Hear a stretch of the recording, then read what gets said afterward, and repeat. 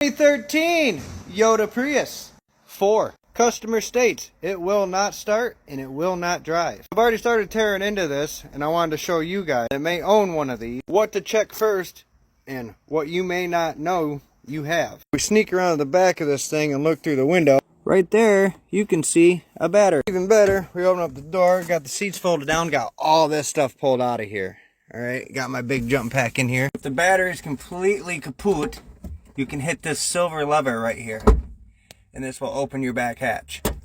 Give it a little push. You got the back hatch open. When this thing first came in, had no battery voltage whatsoever. No light, nothing.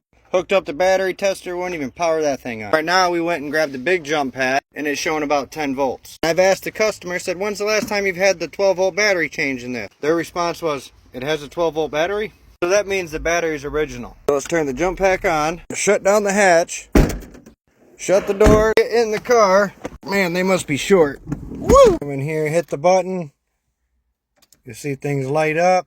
You notice it don't say 0 miles per hour. You get to do that, you hit the brake and then the key again, and it should fire up. And now we're running. So now we should be able to put it in gear and back up. Now we shut it off. We should be able to go into EV mode. Yep, we're driving on battery power now. Going up to the shop. I'm gonna hit one of my employees.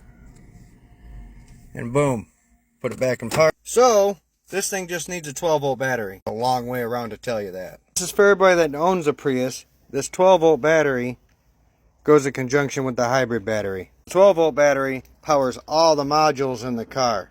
This is like a 200 and some volt battery. That's not going to power the modules in the car.